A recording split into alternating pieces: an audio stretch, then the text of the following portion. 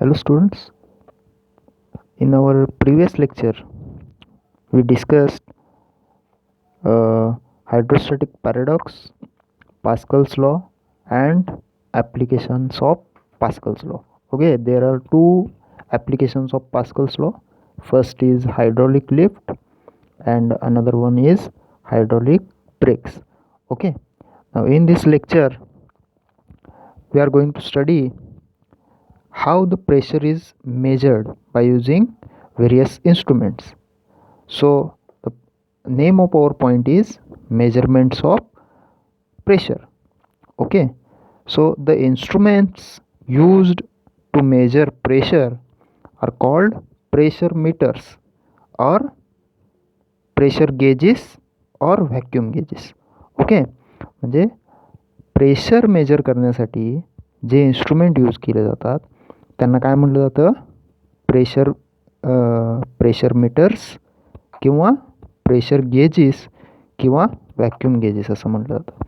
Okay, मग आपण या मेजरमेंट ऑफ प्रेशरमध्ये पहिलं इन्स्ट्रुमेंट बघणार आहे ते आहे मर्क्युरी बॅरोमीटर. ओके, म्हणजे मर्क्युरी बॅरोमीटर हे इन्स्ट्रुमेंट यूज करून प्रेशर कशा पद्धतीनं मेजर केलं जातं हे आपण या पॉईंटमध्ये काय करणार आहे की स्टडी करणार आहे. Okay, so an instrument that measures atmospheric pressure is called barometer. आता इथं काय सांगितलेलं आहे बघा, जे इन्स्ट्रुमेंट ॲटमॉस्फेरिक प्रेशर मेजर करण्यासाठी यूज केलं जातं त्या इन्स्ट्रुमेंट्सना जनरली काय म्हटलं जातं? बॅरोमीटर. ओके, मग त्यातला मर्क्युरी बॅरोमीटर हा आपण काय करणार आहे की या टॉपिकमध्ये स्टडी करणार आहे. Okay, so one of the first barometers was made by Italian scientist Torricelli. Torricelli या सायंटिस्टनं काय केलेलं आहे की पहिल्यांदा ॲटमॉस्फेरिक प्रेशर मेजर करण्यासाठी इन्स्ट्रुमेंट बनवलं, त्याला बॅरोमीटर असं नाव दिलं गेलं. ओके, मग आता या बॅरोमीटरचं कन्स्ट्रक्शन कसं असतं तर इथं या पॉईंटच्या शेजारी दिलेल्या डायग्राममध्ये तुमच्या लक्षात येईल की एक glass tube about 1 metre length, हे बघा ही एक ग्लास ट्यूब आहे. तुम्ही जसं केमिस्ट्री लॅबमध्ये एक्सपेरिमेंट करत असताना टेस्ट ट्यूब यूज करता त्या पद्धतीची टेस्ट ट्यूब आहे, परंतु ती लांबीला 1 मीटर म्हणजे जवळपास 100 सेंटीमीटर एवढी या ट्यूबची लेंथ असणार आहे. अँड अबाउट 1 सेंटीमीटर डायमीटर, म्हणजे हा जो डायमीटर असणार आहे तिचा त्या ट्यूबचा तो किती असणार आहे की 1 centimetre. Okay, so 1 centimetre diameter आणि 1 मीटर एवढ्या लांबीची ही काय असणार आहे? एक ट्यूब असणार आहे जी एका एंडला ओपन असेल आणि एका एंडला क्लोज, म्हणजे दिसताना ती टेस्ट ट्यूबसारखीच दिसणार आहे, फक्त त्याची लांबी थोडीशी काय असणार आहे तुमच्या जनरल टेस्ट ट्यूबपेक्षा म्हणजे तुम्ही जे एक्सपेरिमेंटसाठी यूज करता त्या टेस्ट ट्यूबपेक्षा जास्त असणार आहे. ओके, सो काय केलेलं असतं बघा की या टेस्ट ट्यूबमध्ये किंवा आपण आता त्याला ट्यूब म्हणूया, या 1 मीटर लांब आणि 1 सेंटीमीटर डायमीटर असलेल्या ट्यूबमध्ये त्याच्या काठोकाठ मर्क्युरी फिल केलेला असतो, मर्क्युरी भरलेला असतो. ओके, इथं सांगितलेलं आहे बघा, a glass tube about 1 metre length and diameter of about 1 centimetre is filled with mercury up to its brim. म्हणजे त्या ट्यूबमध्ये काठोकाठ मर्क्युरी फिल केलेला असतो, भरलेला असतो. आता पुढं काय केलं जातं बघा की एक कंटेनर घेतला जातो किंवा एक डिश घेतली जाते, त्याच्यामध्ये सुद्धा मर्क्युरी असणार आहे. ओके, तर त्या डिशमध्ये ही ट्यूब ही लगेचच quickly inverted into a small dish containing a mercury. Mercury असलेल्या त्या डिशमध्ये ही ट्यूब काय केली जाते? अशी लगेचच इन्व्हर्ट केली जाते, म्हणजे उलट केली जाते. मग त्यावेळेस काय होणार आहे बघा की the level of mercury in the glass tube lowers the surface of mercury and close end of the tube. म्हणजे त्याच्यातला जो मर्क्युरी आहे ट्यूबमधला, हा ट्यूबमधला मर्क्युरी, आता ही पूर्ण भरलेली होती ट्यूब, परंतु ती इन्व्हर्ट केल्यानंतर या डिशमध्ये इन्व्हर्ट केल्यानंतर या ट्यूबमधला काही मर्क्युरी जो असणार आहे तो मर्क्युरी काय होणार आहे या डिशमधल्या मर्क्युरीमध्ये मिक्स होईल. ओके, मग त्याच्यामुळं याच्यातला मर्क्युरी कमी झाला याचा अर्थ काय झाला की या टेस्ट ट्यूबमध्ये काही मोकळी जागा निर्माण झाली. इथं तुम्ही बघू शकता की इथपर्यंत मर्क्युरी जी लेवल आहे त्याच्यावरती क्लोज एंडपर्यंतचा जो पार्ट आहे तो काय आहे, एम्प्टी आहे, तिथं काहीच नाही. ओके, मग काय झालं बघा, a gap is created between surface of mercury and close end of the tube. म्हणजे इथून इथपर्यंत हा काय तयार झाला की एम्प्टी स्पेस तयार झालेली आहे. काय झालं, आपण ट्यूब इन्व्हर्ट केल्यानंतर या ट्यूबमधला काही मर्क्युरी या डिशमधल्या मर्क्युरीमध्ये काय झाला, मिक्स झाला किंवा त्या डिशमध्ये निघून गेला. असं होत असताना या ट्यूबमध्ये या मर्क्युरीच्या सरफेसपासून क्लोज एंडपर्यंत एक मोकळी जागा तयार झाली. ओके, मग आता आपल्याला माहिती आहे की आपण ही ट्यूब काय केलेली आहे, लगेचच इन्व्हर्ट केलेली आहे. त्याच्यामुळं मर्क्युरी हा मर्क्युरीमध्ये मिक्स झाला. परंतु आता ही ट्यूब कम्प्लिटली मर्क्युरीनं फिल्ड होती, हे तुम्हाला सगळ्यांना माहिती आहे. मग इथून इथपर्यंतची जागा जी मोकळी राहिली त्या जागेमध्ये काय असणार आहे का, नाही, एअरसुद्धा नसणार आहे. म्हणजेच काय झालं की आपण ही जागा जी आहे ही व्हॅक्यूम म्हणून कन्सिडर करू शकतो. काय म्हणून कन्सिडर करू शकतो, vacuum. The gap does not content any air, it is called Torricelli vacuum. Okay, त्याला काय म्हटलं जातं, टोरिसेली व्हॅक्यूम. त्याच्यामध्ये काही प्रमाणात मर्क्युरी व्हेपर्स असतात, पण आपण त्याला तरीसुद्धा काय कन्सिडर करणार आहे की टोरिसेली व्हॅक्यूम. आता आपल्या सगळ्यांना माहिती आहे की व्हॅक्यूमचं प्रेशर म्हणजे आपण बघितलेलं आहे ॲटमॉस्फेरिक प्रेशर स्टडी करत असताना की 8 किलोमीटरच्या वरती किंवा जसं जसं आपण आपल्या अर्थ सरफेसपासून वरती जात जाऊ तसं प्रेशर काय होत जातं, कमी. आणि 8 किलोमीटरच्या वरती ते जनरली 0 कन्सिडर केलं जातं, कारण तिथं वातावरण नसतं, म्हणजे हवा वगैरे नसल्यामुळं तिथलं जे प्रेशर आहे ते 0 कन्सिडर केलं जातं.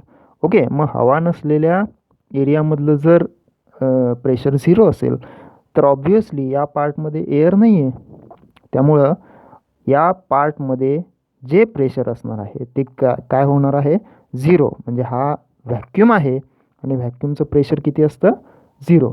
Okay, so thus the pressure at upper end of the mercury column inside the tube is 0. That is the pressure at point A is 0. PA is equal to 0. हे बघा, ए हा पॉईंट जो आहे हा कुठं आहे, मर्क्युरीच्या सरफेसवर. ओके, म्हणजे ही लेवल आहे मर्क्युरीची आणि याच्यावरती काय आहे, व्हॅक्यूम आहे. व्हॅक्यूमचं प्रेशर किती असतं, 0. Therefore will consider pressure at point A is equal to 0. पर्यंत लक्षात येतं आहे. ओके, आता पुढं बघा, लेटस कन्सिडर, आपल्याला काय काय काढायचं आहे की ॲटमॉस्फेरिक प्रेशर कन्सिडर म्हणजे कॅल्क्युलेट करायचं आहे. ओके, मग ॲटमॉस्फेरिक प्रेशर जर कॅल्क्युलेट करायचं असेल तर आपल्याला काय करणं गरजेचं आहे, ॲटमॉस्फिअरमधले काही पॉईंट्स कन्सिडर करावे लागतील. ओके, मग ॲटमॉस्फिअरच्या कॉन्टॅक्टमध्ये असलेले पॉईंट्स इथं आपण कन्सिडर केलेले आहेत. Point C is at the surface on the surface of mercury, but it is, आता तो बघा, हे दोन्ही C पॉईंट कसे आहेत की ॲटमॉस्फिअरमधले पॉईंट आहेत. ओके, मग आपल्याला कुठलं प्रेशर फाइंड आउट करायचं आहे, pressure at point C. Okay, मग आता बघा काय करायचं आहे. Let us consider a point C on the mercury surface in the dish. हे डिशमधला जो मर्क्युरी आहे त्याच्या सरफेसवरचे आपण काय केलेले आहेत किंवा आपण C हा पॉईंट कन्सिडर केलेला आहे की जो ॲटमॉस्फिअरच्या सुद्धा कॉन्टॅक्टमध्ये आहे. Okay, and another point B inside the tube at the same horizontal level as that of point C.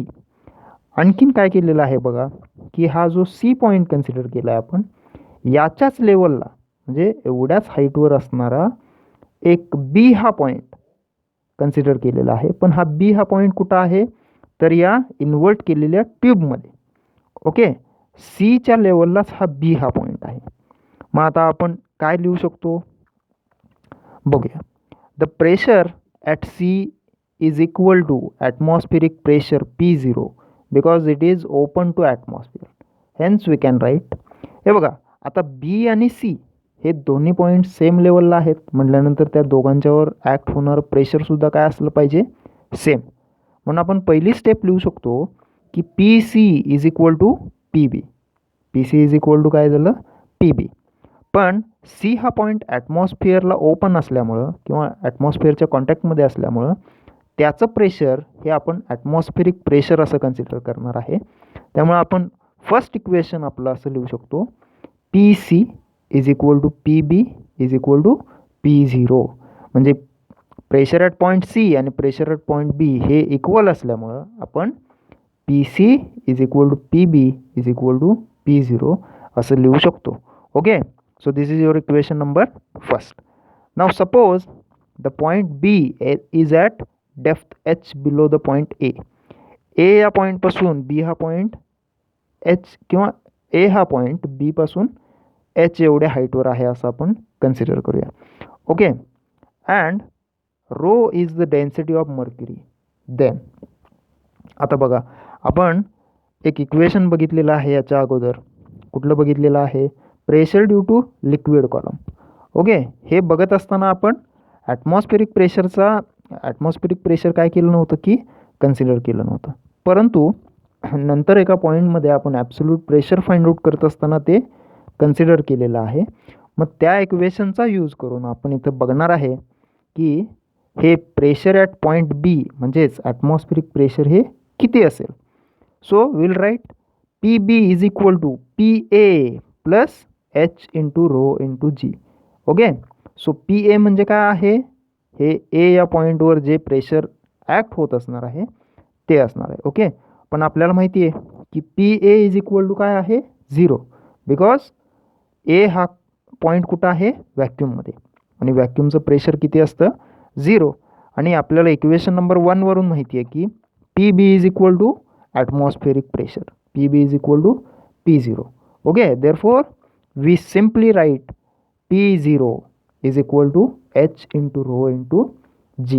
म्हणजे या ट्यूबमध्ये या हॉरिझॉन्टल सरफेसपासून मर्क्युरी किती हाईटपर्यंत वरती काय करत गेला आहे, राईज करत गेला आहे, ती हाईट आपल्याला जर मेजर करता आली तर आपण इझिली काय करू शकतो की ॲटमॉस्फेरिक प्रेशर किती आहे ते या इन्स्ट्रुमेंटचा यूज करून फाइंड आउट करू शकतो.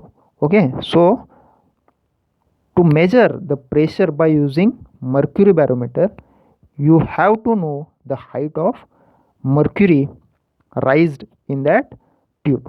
ओके, मग याच्यावरून आपण H into rho into G या फॉर्म्युल्यामध्ये हाईट, डेन्सिटी ऑफ मर्क्युरी आणि ॲक्सेलरेशन ड्यू टू ग्रॅव्हिटी या व्हॅल्यूज पुट केल्या की आपल्याला कुठल्याही ठिकाणचं ॲटमॉस्फेरिक प्रेशर काय करता येईल, मेजर करता येईल. Okay, so here h is the length of mercury column in the barometer. Okay, next the second pressure measurement instrument is open tube manometer. दुसरं इन्स्ट्रुमेंट कुठलं आहे की ओपन ट्यूब मॅनोमीटर. ओके, आता याचं कन्स्ट्रक्शन थोडंसं आपल्या बॅरोमीटरपेक्षा थोडंसं वेगळं आहे. ओके, इथं काय केलेलं आहे बघा, a manometer consists of U-shaped tube partly filled with low density liquid like water or kerosene. आता मगाशी बॅरोमीटरमध्ये, मर्क्युरी बॅरोमीटरमध्ये काय यूज केलं होतं की मर्क्युरी यूज केला होता. आता इथं या मॅनोमीटरमध्ये लो डेन्सिटी लिक्विड, वॉटर किंवा केरोसिन अशा पद्धतीचे फ्लुइड्स यूज केलेले आहेत to know the pressure of any fluid which is inside the container D. Okay, now here one arm of manometer is open. या बघा, या मॅनोमीटरचा एक हात किंवा एक पार्ट काय केलेला आहे की या ट्यूबचा एक पार्ट ओपन आहे, open to atmosphere. Okay, and another part is connected to the container D of which the pressure is measured. म्हणजे ज्या आपल्याला लिक्विडचं किंवा गॅसचं प्रेशर मेजर करायचं आहे, जनरली गॅसेसचं प्रेशर मेजर करण्यासाठी मॅनोमीटर यूज केला जातो. ओके, सो कुठल्या गॅसचं प्रेशर आपल्याला मेजर करायचं आहे, तो गॅस काय केलेला असणार आहे की या कंटेनरमध्ये फिल केलेला असणार आहे. ओके, आता त्यानंतर the pressure at point A is atmospheric pressure. आता हा ए हा पॉईंट जो आहे हा काय आहे, ओपन टू ॲटमॉस्फिअर, म्हणजे हे ओपन एंड आहे. त्यामुळं ए या पॉईंटवरचं जे प्रेशर असेल ते काय असणार आहे, ऑब्वियसली ॲटमॉस्फेरिक प्रेशर. ओके. आता या ट्यूबचा दुसरा पार्ट जो आहे त्या पार्टमधलं लिक्विडची लेवल कुठं आहे, अप टू पॉईंट सी या पॉईंटपर्यंत असणार आहे. ओके. मग आपण काय करणार आहे की सीच्या लेवलला एक पॉईंट कन्सिडर करणार आहे.